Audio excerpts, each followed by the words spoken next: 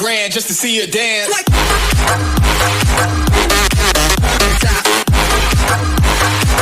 grand just to see you dance.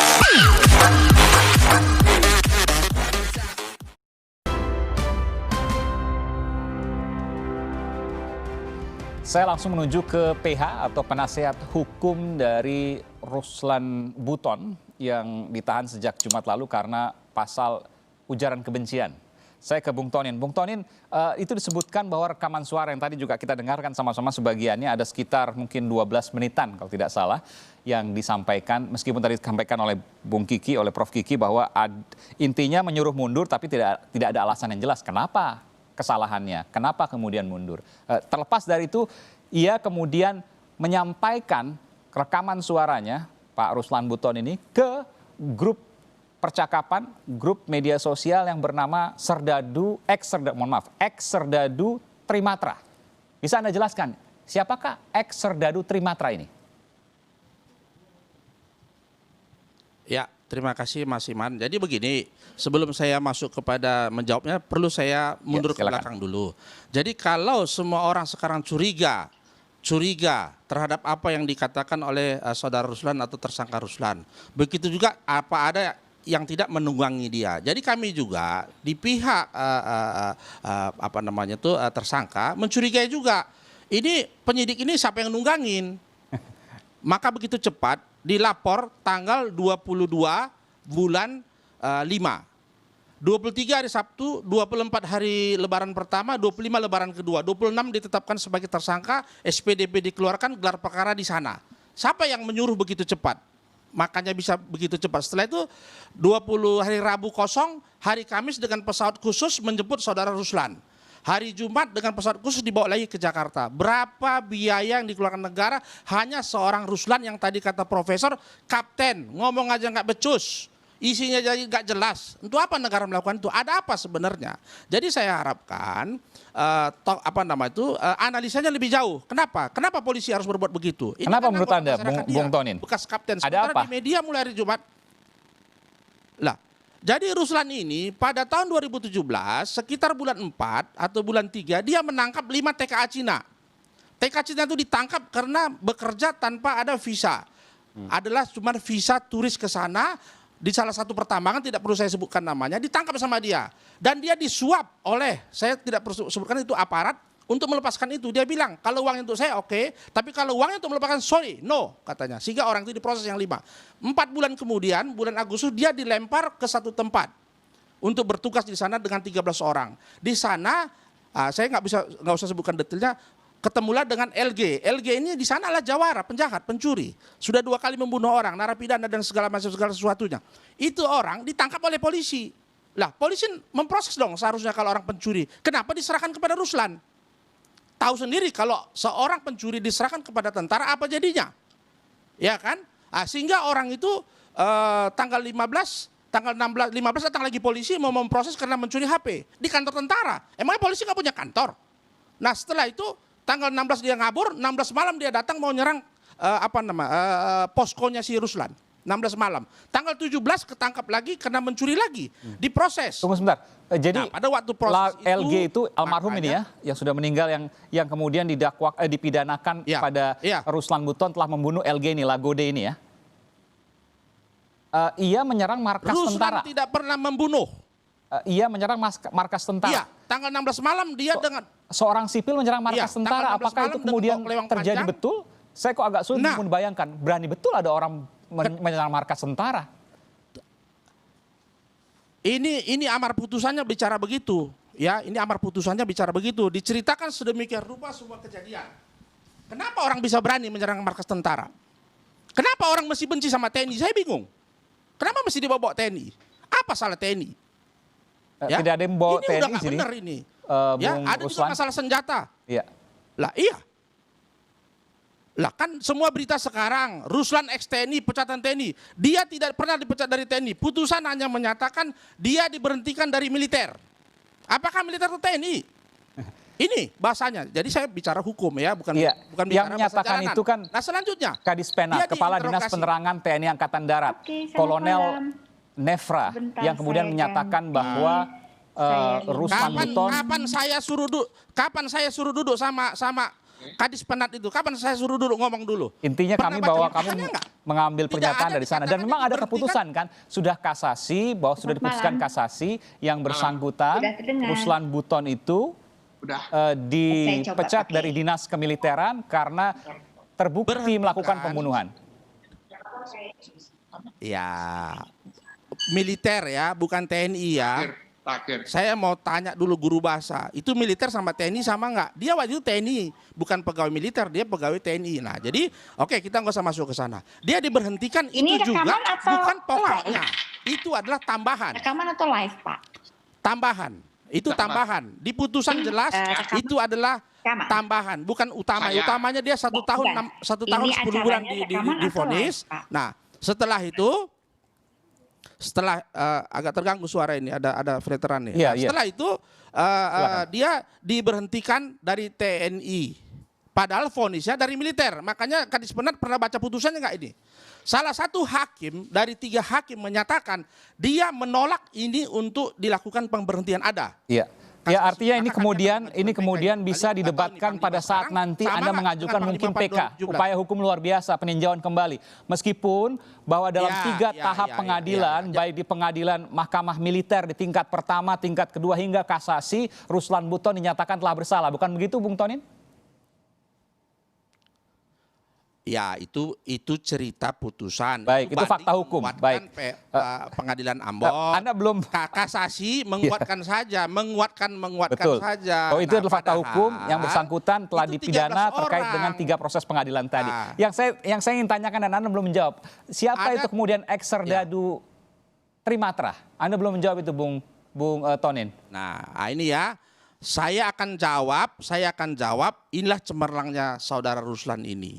Dia sebaik diberhentikan, dia berpikir, ini TNI ini kan sudah kebentuk 5 tahun, kebentuk 10 tahun, sudah bukan manusia biasa.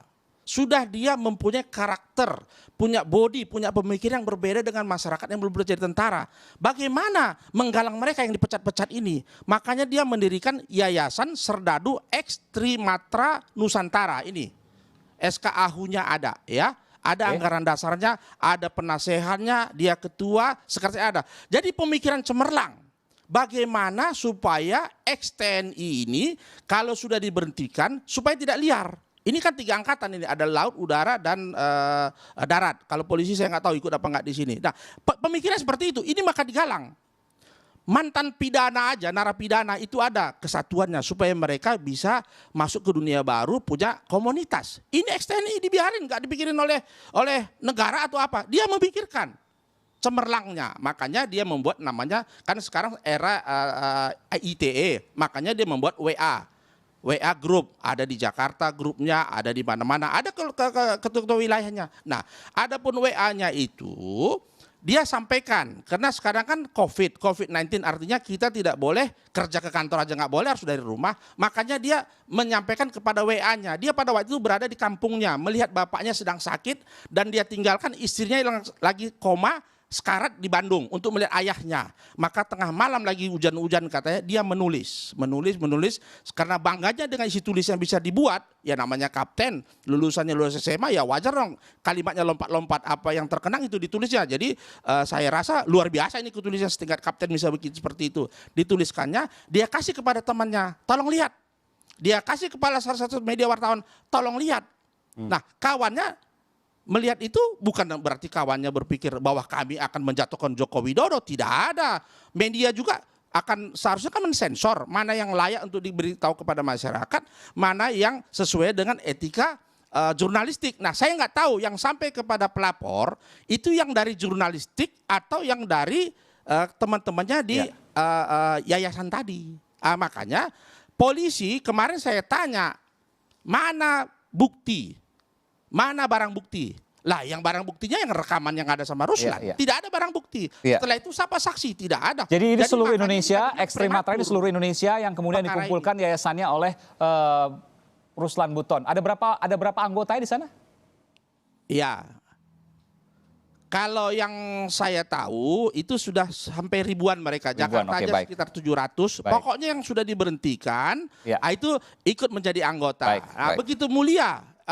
Nanti saya kasih anggaran dasar biar bisa baca isinya apa. Ya, nanti baik, nanti bisa Tidak sampaikan. ada Saya ke Prof. tujuan ini Kiki. organisasi untuk melawan pemerintah. Iya. Mereka sejalan sama pemerintah.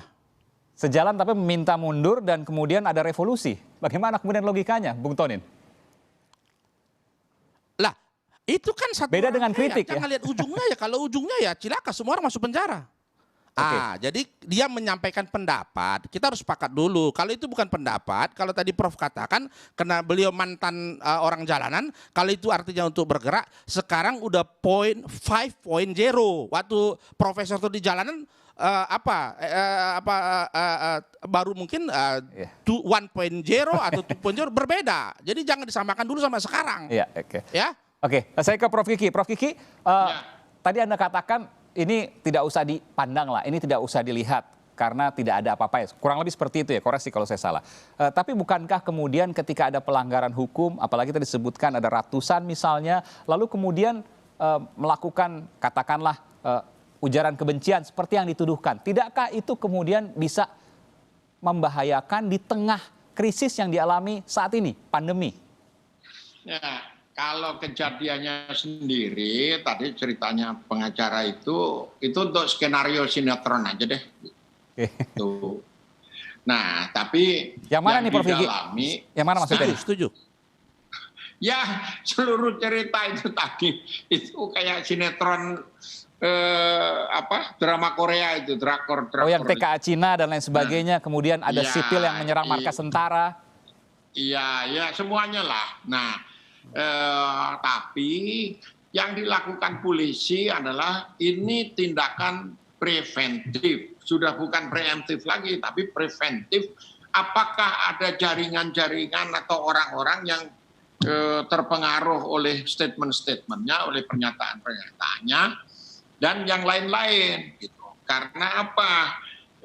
Pemerintah ini lagi pusing nangani kayak begini kok diganggu oleh hal-hal yang bernuansa politis saja. Kalau saya bilang politis, ngomong tentang pemakzulan minta presiden mundur itu kan statement politik. Gitu. Nah, batas antara kebebasan berpendapat dan kewenangan negara untuk mengatur hubungan-hubungan sosial dan menegakkan hukum itu kan sangat tipis. Tergantung kita duduk di mana. Jadi ya gitu aja lah kira-kira. Kalau menurut saya ya kita lihat aja hasilnya polisi mendalaminya apa. Kita tunggu aja proses hukum. Kalau ke pengadilan nanti kan ditonton semua orang. Kita Akan tahu terbuka semua. semuanya nanti. Ya. Iya. Oke. Oke. Bung Tonin terakhir, Terima jadi kasih. ini akan penahanan terus dilakukan dan mungkin akan terus lanjut ke proses hukum selanjutnya. Anda rencana akan memperadilankan kasus ini? Saya sudah ya. Jadi saya nggak sependapat kalau yang saya ngomongkan ini dibilang sinetron Korea. Berarti merendahkan derajat kami sebagai advokat, ya. Jadi kami ini sedang melakukan pembelaan, menyatakan fakta yang sesungguhnya. Kalau memang ini bilang sinetron, ya sudah, kapan kita main film? Kan gitu aja pertanyaan saya. Janganlah begitu, ya. Saya rasa profesor juga tidak ada saya sepelekan. Jadi jangan sepelekan keterangan saya, ini bicara hukum semua, ya. Jadi tolong hargain hukum, apalagi jabatannya profesor. Artinya janganlah segampang itu. Kita kan dialog masing-masing dengan teori masing-masing. Kita tidak sama bidangnya. Kalau sama bidangnya, Udah ya, Iman, ya, ya. silakan mari kita main, ya. Jadi sekali Ada lagi, acara lain. ya. Iya. Jadi bahwa Benar, saya Prof. Kiki. akan melakukan upaya hukum, ya, Ya. melakukan upaya hukum sesuai dengan hukum yang ada. Pra-peradilan sudah pasti. Kami sudah meminta untuk dilakukan penangguhan untuk melakukan SP3 terhadap perkara tersebut. Oke, baik. Kami Baik. sudah minta hadirkan ahli dulu karena ketentuannya untuk orang jadi tersangka itu dia harus dipanggil dulu. Itu profesor tahu nggak aturan itu kan gitu. Harus dipanggil dulu sebagai calon tersangka. Setelah dia calon tersangka terbukti apa dua alat buktinya baru jadi tersangka. Jadi kalau nggak tahu jangan bilang ini sinetron Korea lagi. Kayak sinetron Indonesia aja nggak laku. Indonesia lebih laku sinetronnya. Terima kasih Pak Ali. Baik, nanti kita akan tunggu Ya. perkembangannya. Ya. Baik, terima Ya, kasih. Oke. Bung Tonin Tahta Singarimbun, penasihat hukum dari Ruslan Buton, dan juga Profesor Hermawan Sulistyo, Prof. Kiki, yang merupakan guru besar dari Universitas Bhayangkara Jakarta. Terima kasih telah memberikan informasi terkait dengan kasus yang kemudian banyak diperbincangkan di media saat ini, terutama juga media sosial. Terima kasih Bung Tonin dan Prof. Kiki.